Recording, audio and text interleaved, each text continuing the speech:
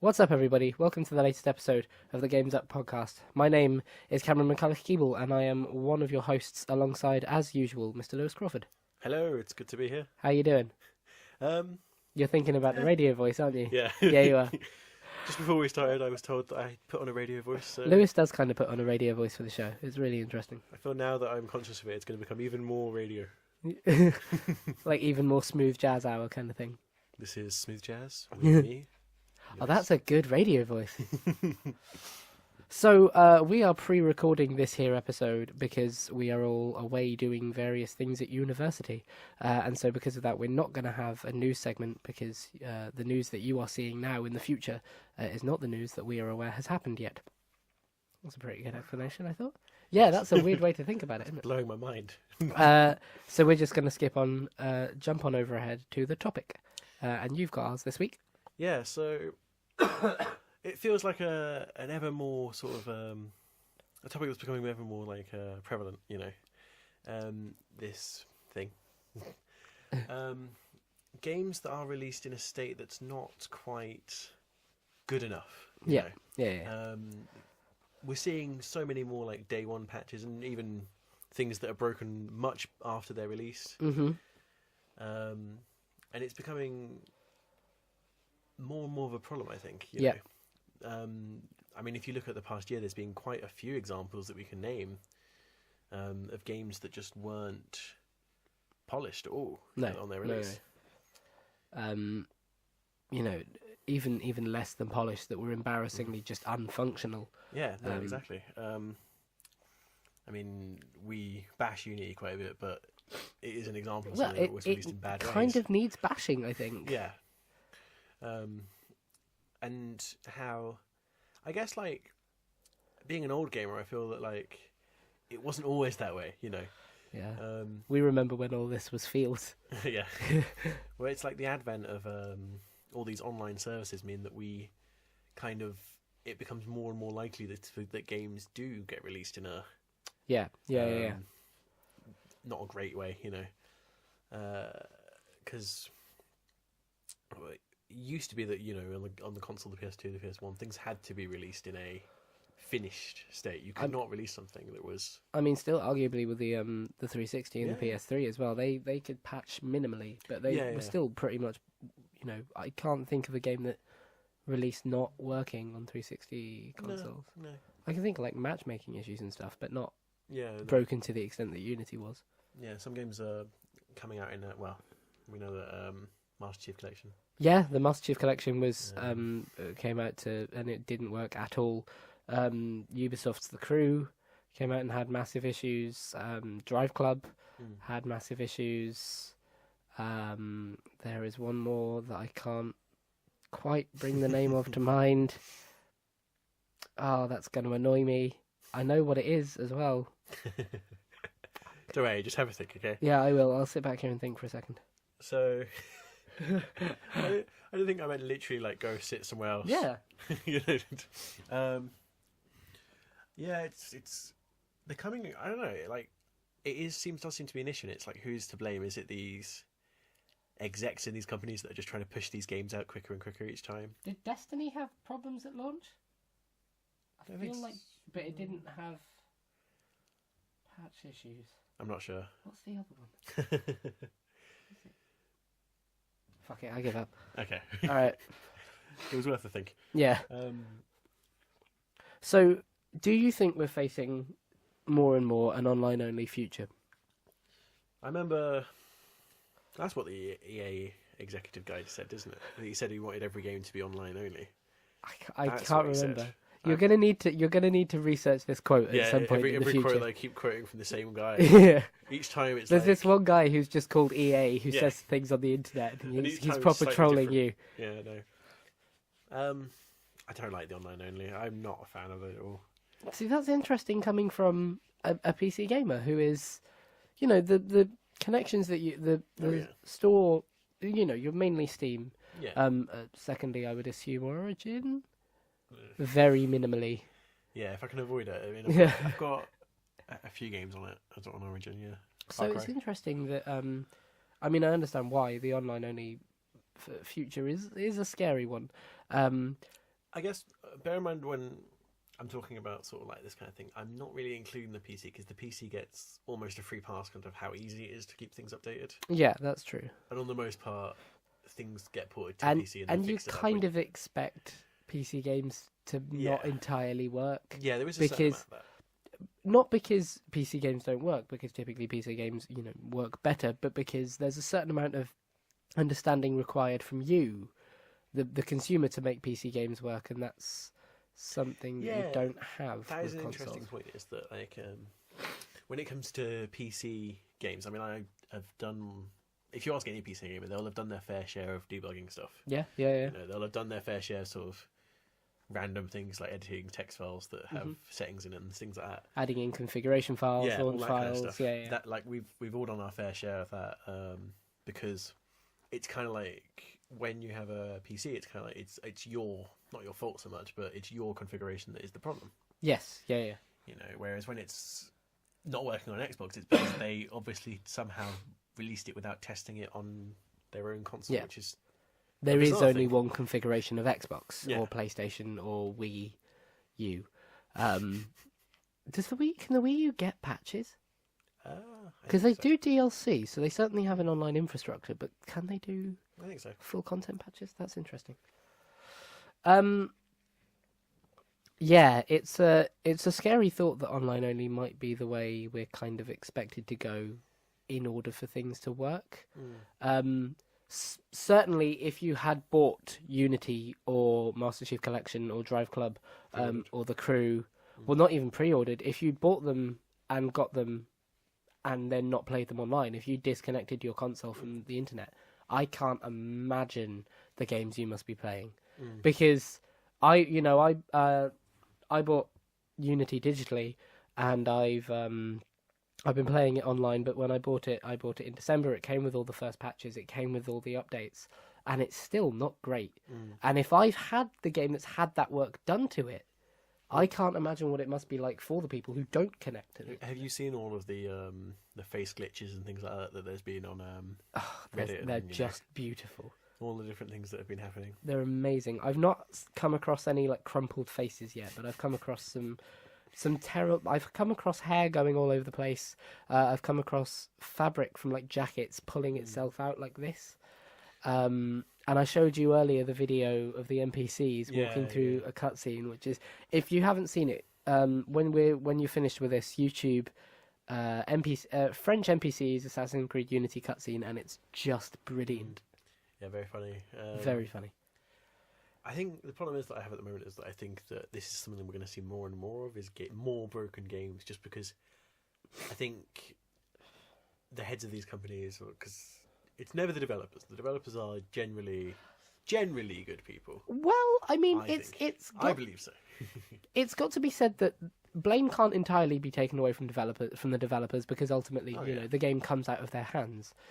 But I do think blame lies, if not entirely, certainly more squarely with the publishers who try and push these things out. Yeah, publishers are, as far as we know, pushing release dates more and more, enforcing them more and more on companies. And this is not reminiscent enough to say the video games market is going to crash, but it is kind of reminiscent of some of the stuff that happened in the 80s with Atari, where licenses were bought and games had to be pushed out in weeks and months in order to meet a release date to be with whatever that license was with. And this isn't a similar problem, but because we don't use licenses anymore, it's a much more self-contained problem, which is kind of an issue. The kind of like, I think the problem I have with them pushing them out like this is we do see a lot of games that just aren't in a good state, and everyone get angry if they like push them back further and further. And I reckon those two Call of things are Duty. Oh, yeah? Call of Duty Advanced Warfare had massive day one lag and that kind of issues, didn't it? Yes. Take that. The more we see these kind of like, the more anti-press people get for pushing games back, the more we're going to see this as well, because the two things are probably very much related. Especially in this day and age where if a game is broken, they can still release it and then down the line fix it. Yeah, people aren't going to cancel their pre-orders if they've already, pre-ordered, Yeah. Whereas if it gets delayed, people do. So what do you think is the solution to all this? It's tough. It's Yeah, tough to it actually come up with something that's like a solution for this. But maybe just some sort of oh, see that you It's put me on tough, the isn't spot. it? It's tough. Um, Firstly, don't pre-order your games. yeah, I'm not a fan of pre-ordering. Unless you want the special edition, unless the 2 extra levels or this extra map pack is really worth that much content for you, what you're doing is you're paying the developer to keep making the game. Yes, that's fair. You're also paying the publisher to enforce the release date that you've bought it for, and that could be a problem. Yeah, and So that's why these problems occur. You know, really well. yeah, well, it is. You know, if Games don't get long enough to be polished because I don't know who decides release dates. That's the interesting thing. I don't know if it's someone like the developers go, this is how long it's going to take, or if it's more like next year. I mean, I'd assume it's a liaison between both, where one I'd hope goes, so. you know, we need a year and a half, and the publisher goes, you've got a year and 3 months. Or I something remember like the unrelated but kind of like still in there is it's not game related, but you know the film Frozen. that. Yeah, That was meant to take something like 5 years, and it took like they basically said we want it to release like next year, Wow. which is why it's like there's some interesting things that happened in that movie because it wasn't fully. Really? And it Fleshed turned out. out to be such a success. Yeah, yeah. That is interesting. 'Cause I need they- to read up on that. They didn't like they had to make the story at the same time as they had to write the story at the same time as they were animating it, Right. which is not literally, but they No. That's really interesting. I had so no idea. they were making up the story just as quickly as they were sort of Wow. getting animated. That's fascinating. Um, So you mean we could have had a period of time where Well, for... there was a period of time where Elsa was like the bad guy. Yeah, I all knew this that the kind of story had gone through like big Hmm. changes, but I didn't know that was the reason why. So you're watching a suggesting that documentary there of was a you're suggesting there was a period of time where we didn't have Frozen for another 3 years. Yeah. Damn you, publishers! Yeah, it's interesting. Admittedly, that's a case where it kind of worked out well, but Yeah, that's true. Don't Um, listen to that example. I mean, I mean, just today, Dying Light has been delayed now, and to be fair, that's due to hardware manufacturer issues, and it's only on physical copies. But there is no need to pre-order games. It see, used this to is pre. interesting coming from you because you're a person who's pre-ordered more game, like quite a few games. I have pre-ordered about 4 Okay. in my time. I pre-ordered. Oh, that might be more than me. I need to think about what I pre-ordered. Borderlands. I bought the special edition of Batman? GTA 5.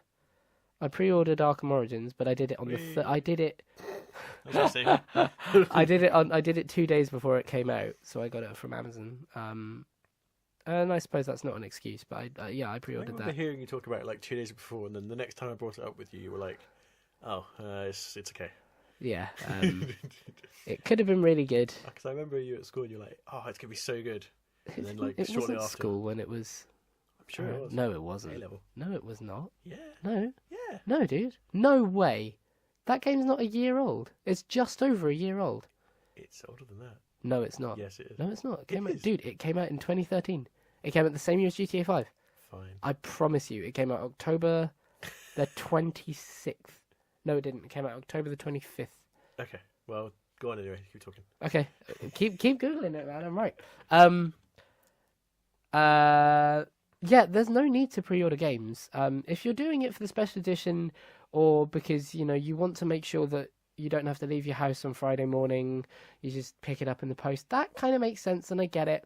But they're not going to run out. When any game or GameStop employee tells you, "Oh, you need to pre-order your copy to make sure we've got one in for you," they are talking bullshit. Look at the stock rooms, man. They have so many copies of those games. If it's going to sell so much that they're worried it's going to go out of stock, they're not going to let it go out of stock. Yeah, of course. So don't pre-order your games to assume you have a copy. You have a copy. You'll be fine.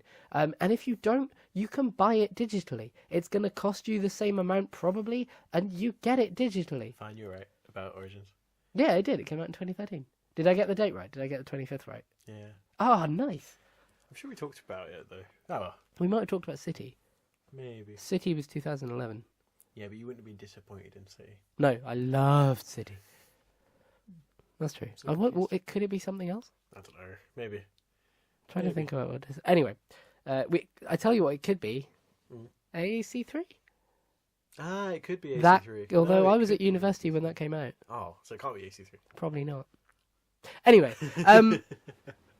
pre-order your games if you want the fancy special editions, if you want the incentives. It's becoming about pre-ordering now. Yeah, kind of. Different We'll do that. topic. We'll do that topic at some point. But don't pre-order them just because it's not. You don't need to. If you're able to get up and go buy it from the store on the day it comes out, do so. If you're able to buy it digitally, do so. Still a different topic, but anyway, Yeah, that's cool. But I think you asked me about a solution to this. Yep. I think there should be I don't know, maybe some sort of organization that prevents it. Some sort of like, like how they've had these like apology DLCs and goodwill gesture things. There should be some sort of organization that says your game's broken, you owe everyone a refund. Wow. Yeah, Doesn't that organization exist? possibly. I feel like there is an organization dedicated, like Advertising Standards Agency or something. Yeah, but that's Although I not suppose... for games that are sold though. No, that's true. That's true. See, I'm more about like if you release something that's broken, then you shouldn't be able to get away with that. I have a suggestion for you. How does this sound? A preload without pre-ordering option. Oh, okay, so like wait. So I pre-ordered GTA 5 on next gen because I had a very tight schedule that week and I wanted to play it for a couple of hours at midnight and know that it worked and so on and so forth. And I trusted Rockstar because we've already seen the game working. Like I trusted Rockstar. But I can understand why people pre-order and preload because it takes a piss long amount of time to download a full game currently on current gen systems. So what if you could pre-order the game, preload it but not pay for it, wait till reviews come out or streaming comes up or people are talking about it online. If the game's fine, then you pay for what you've preloaded and you get access to it. You play it as you were. And then if you don't want it, you don't pay for it, you delete it off the hard drive. It's like you never purchased it. Yeah, okay. I think actually I do have another solution. Is that we could do with more demos. I think That's true. That's totally true. A big thing at Impact is I think even when the PS3 came out, they were good with making demos for like most of the games. Wasn't one of the selling points of the PS4 that every game would have a demo in the store? I think so. I thought that was something they said at their like February I'm not really sure, briefing conference. but the consoles are still young. I don't know. That's true. That's true. But I remember the PS3 was quite good with demos. Like I played demos for Dead Space and all these kind of games. Yeah. But I think we need to maybe have more of those. I would agree. Yeah, yeah. And demos that are released kind of like before the game is released, maybe as well. Things because you can see. Admittedly, if a demo works, it doesn't necessarily mean the game works, but it's a good sort of indicator of how things are going to be. I think as well as this, press sites need to be given embargoes that is midnight. Oh yeah. Because I know that would be really difficult for websites to cope with, but you could put something up like a video review rather than the full review. Where if you get something like Assassin's Creed Unity with the Sony glitches and issues running it, you can put up, there are massive frame rate drops. This is a 7.2 or whatever, or 6 point whatever the fuck it was. Yeah, exactly, and say this is what you're buying if you buy it right now. Yeah. I think that would be fair to do. Although that is different for multiplayer stuff with big servers and things. Yeah. I don't know. It is a problem because I do think we're going to see a lot more of it as time goes on. Do you think people will be allowed to do more of it? Like, I think. Well, the thing is, there's allowed, and then there's like. Genuinely though, do you think consumers will not take a like? Do you think it won't do enough damage to reputations that consumers will not choose to buy those products? The problem is, I think it depends. When you look at certain companies, like Ubisoft is probably the best one to name. Yeah. It's a company where they release just as many games that are broken on release as games that are amazing. That's true. But so it's tough to say because it's like in some ways I could hate Ubisoft for Assassin's Creed and what they've done to it, or I could love them for Far Cry. That's true. How amazing that is. But could it not be said that like I'm not gonna buy Victory certainly first day if at all. No. You're not either, but that's the one you wanted. Could it not be said that they've done enough damage that they won't guess get no, I away guess with that is releasing it that broken? I mean, Halo 5 is a good example. Lots of people have been playing the beta, but I bet good money that there will be ill will towards it until they prove this is going to. I mean, Battlefield is a really good example. Battlefield 4 was utterly fucked when that game launched. And one of the main points they've had to make clear in their advertising is not only is it going to be a good game, it's going to function, which is like, yeah. I remember we were talking about Battlefront. I remember. Oh God, yeah. Battlefield. That game better not launch broken. Yeah, our worry is that it's going to be broken on release and fixed as it goes along. Yeah. Which is such a bad practice, and it's happening more and more now with the advent of the new consoles that are just easier to update. I just really hope that Battlefront has done justice because it deserves it. It so deserves it. Yeah, definitely. Oh, that's got me really worried. We've got to see it at E3. Have the biggest microtransaction shop. I don't know that Do you it want will. your gold-plated C-3PO? You need to. You're just sign your life away on this dotted line. You get Chewbacca with different skins. Yeah, They're all like different colours of hair. Hats, you can dress him up. game. You can dress him up like Sully from Monsters Inc. Yeah. I don't know. I really hope. I'm getting caught up in advertising and marketing hype. I know that, but every time they've talked about it, that behind-the-scenes developer diary that they did at E3 seemed like they really cared about what they're making, and I hope that was. Yeah, but like. And I know that they're not going to like come out and be like, here's the microtransactions, see you next year. Yeah, but and like, I don't think any developer goes, oh, we've got to have this microtransaction shop here. Well, unless they're like a private developer. I mean, like, I'm sure the people that like, whoever makes Dragon Age, BioWare. Yeah, I'm sure BioWare developers aren't like, we have to have a cash shop. We have to get all this. Yeah, cash, yeah, that's true. You know, and I'm sure then the execs come along and are like, well, we need to earn more money. This 50, 60 quid isn't enough. Yeah. Do you think it could be done like Mass Effect 3 in the multiplayer, where the multiplayer works and functions fine, but you get extra drops of like, oh God, no! Actually, saying that, I really hope that doesn't happen like that. Because you couldn't like give rarer weapons. Oh God, thinking about what they're going to do to Battlefront is just making me curl up. There isn't. Because now that I think back on it, you had everything. Oh, it's gonna. No, that's the thing. Like, and I really do hope the thing's staying out though. In some ways, it's why I like Titanfall in a way, because Titanfall is actually, while it has got its microtransaction side of things, doesn't it? In its card shop. You can pay to get that nice currency? I want to say yes. I think you can. Yeah. The fact that we don't know is a good sign. Yeah, it's not intrusive in any way, and it's not sort of like, absolutely. You need 1,000 gems or 10 billion hours of gameplay otherwise. Yeah. You know? Yeah, that's totally true. It is being quite good in that sense. Yeah. And you know, it's coming from EA. Yeah. So we've got to give them their dues. They did a really good job. Well, they're not the worst company ever at the moment. No, they're not. They were like 3 years running or something. Who beat them? Probably Comcast or something like that. Yeah, oh God, Comcast. No, they won like 3 years in a row, I remember. They did. Which, to be fair, when they're like up against banks and lawyer firms, it's a bit much. Wow. Shall we move on to the indie game of the week? Yes. A totally free, not free to play in the slightest, indie game. You're going to laugh when I say this, but I'm really going to pitch a point for this. The indie game of the week is Cookie Clicker. For two reasons. I'll explain what Cookie Clicker is. Cookie Clicker is it's called an idle game. Basically, you open it in your browser. It's totally free. You can go get it now. Don't wait. Well, open it alongside this. You get it. You can play it now. Open it alongside this. Just Google Cookie Clicker, or I think it's orteal.net.cookieclicker.something. And basically, it's an idle game. You start off with cookie.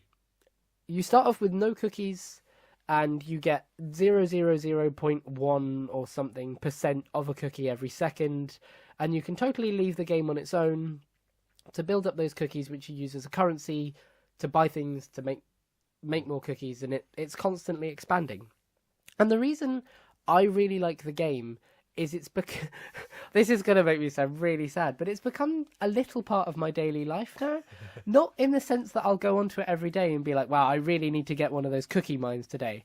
But in the sense that I opened it up and found it really fun and pinned it as a tab on Google Chrome for a couple of days just to see how it goes. And the way that the progression systems are done and the way it gets it exponentially grows is really clever.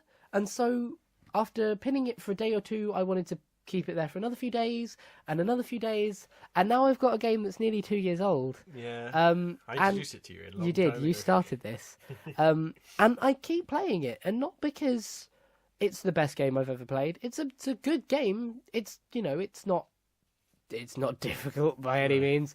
It's not easy. It's not really a game in the way we think of a game. Yeah. There isn't a fail or a win state. There isn't a it's a new kind of breed of game that's on online. Is the idle game. Yeah. But it is something that I can distract myself with every few seconds. I can distract myself with a little bit. It takes up a little bit of time. It's good fun, and it fulfills that need to game every now and then.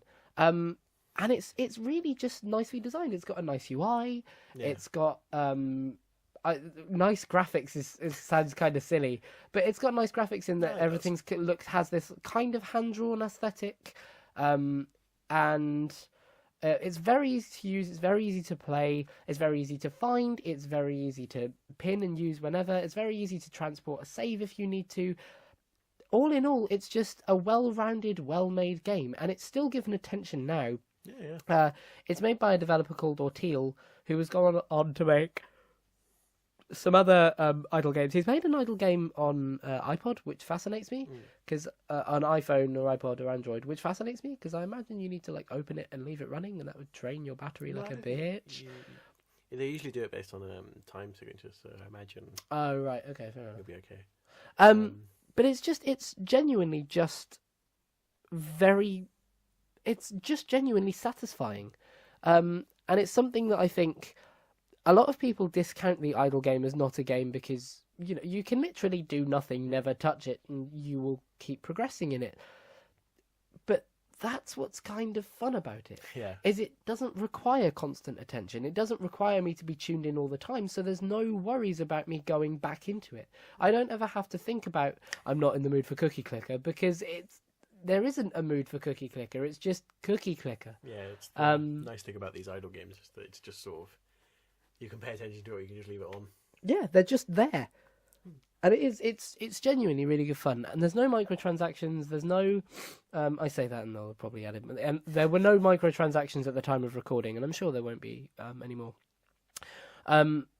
It's just... Sorry.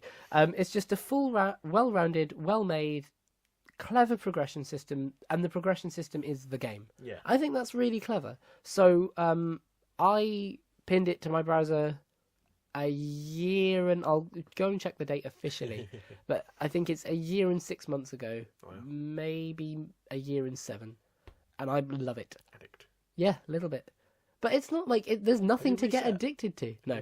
Okay. No. What does it? 2.092 trillion cookies a second. But it's brilliant. It's genuinely really good fun, and if you haven't checked out idle games, you should definitely give them a go. Because they're not what you'd expect. They kind of sound odd on paper, the idea of something doing it by itself, but that's the basis for something that makes a lot more sense than you think it would. Yeah, it definitely works. I mean, I watch a lot. I play some of those games when I'm watching other things. It's very much like something I'll half play and half watch Netflix. Yeah. It's a good thing to just fill up your time with if you don't have anything better to fill up your time with, or you don't have more time that needs filling. And I think that rounds us out quite nicely. Yeah. This has actually been the longest of our short episodes. This could almost be a full episode. Yeah, it could. Yeah, that's cool. Do you want to predict the news? We could predict the news. It depends when this goes out. If this goes out near February, then we'll have had the Windows conference for Windows 10. It's terrible. No, bro. They skipped the 9. 9 would have been good, but now they're at 10. Yeah, they're terrible. They skipped over all the plans for 9.